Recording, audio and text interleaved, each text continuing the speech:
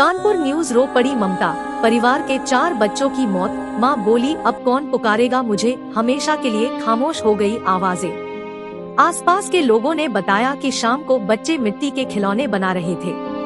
अचानक मयंक उठा और पंखा चलाने चला गया। करीब 10 मिनट तक वह नहीं आया तो अन्य भाई बहन भी खिलौने छोड़कर उसे बुलाने पहुंच गए। उन्नाव जिले के बीघापुर में करंट के झटके में परिवार वीरान हो गया। घर की खुशियों के चारों चिराग एक साथ बुझ गए। वीरेंद्र कुमार के 4 बच्चे और चारों की एक साथ मौत होने से वह टूट गया। सबसे बुरा हाल बच्चों की मां का है। करंट लगने से सभी की मौत हो जाने से घर के चिराग बुझ गए। बच्चों के पढ़ाने और लायक बनाने के लिए दंपति खेती और मजदूरी करते थे। अपनी खेती करने के साथ बटाई पर भी खेत ले रखा था। 3 बच्चों को प्राइमरी स्कूल में पढ़ने भेजते थे। रोजाना बच्चे स्कूल चले जाते थे तो वह छोटी बेटी मानसी को अपने साथ लेकर खेत चले जाते थे। रविवार को स्कूल में छुट्टी होने से उसे भी साथ नहीं ले गए थे। सभी बच्चों की मौत से परिजन ही नहीं पूरा गांव बिलख रहा है। जिसे भी घटना की जानकारी हुई आंखों से आंसू छलक पड़े। बना रहे थे मिट्टी के खिलौने, खींच ले गई मौत। आसपास के लोगों ने बताया कि शाम को बच्चे मिट्टी के खिलौने बना रहे थे। अचानक मयंक उठा और पंखा चलाने चला गया। करीब 10 मिनट तक वह नहीं आया तो अन्य भाई बहन भी खिलौने छोड़कर उसे बुलाने पहुंच गए। उसे लेटा देखा, उन्होंने बुलाया, लेकिन जब वह नहीं बोला तो सभी उसे उठाने लगे। इसी दौरान सभी करंट की चपेट में आए और मौत हो गई। पिता की मौत का नहीं भूला था गम, बच्चों ने भी छोड़ा साथ। वीरेंद्र कुमार के पिता द्वारिका प्रसाद की 1 महीने पहले बीमारी से मौत हो गई थी। पिता की मौत का गम परिजन भूल भी न पाए थे कि एक साथ चारों बच्चों की मौत से दुखों का पहाड़ टूट गया। चारों बच्चों के शव देख मां शिवदेवी रोते रोते बेहोश हो रही थी। जब भी होश में आती यही कहती ससुर थे तो यह दिक्कत नहीं थी। वह बच्चों को देखे रहते थे। उनके जाते ही पूरा परिवार उजड़ गया। अब कौन मां और पिता कह के बुलाएगा?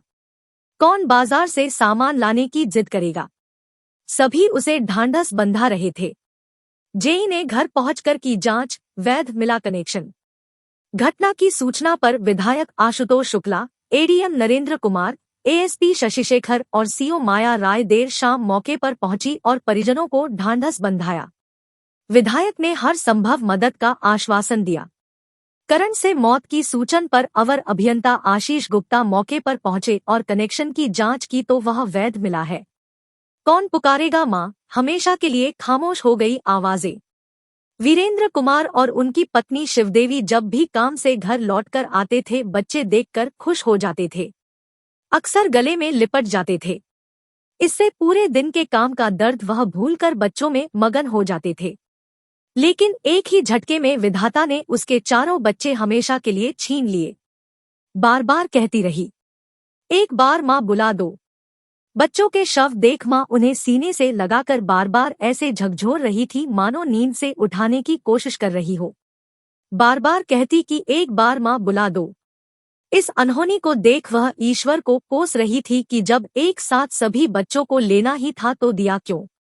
वहीं पिता वीरेंद्र भी बच्चों को लिपटकर बिलख रहा था। सभी उसे ढांढ बंधाने में लगे हुए थे। नहीं जले मोहल्ले में चूल्हे। इस दर्दनाक मंजर को देख पड़ोस में सन्नाटा पसरा रहा। सिर्फ अधिकारियों की गाड़ियों के सायरन सुनाई पड़ रहे थे। स्थिति यह थी कि एक साथ 4 भाई बहनों के शव देख सभी की आंखों में आंसू छलके। पड़ोस के कई घरों में चूल्हे तक नहीं जले। पड़ोसी परिजनों को ढांढस बंधाने में जुटे रहे।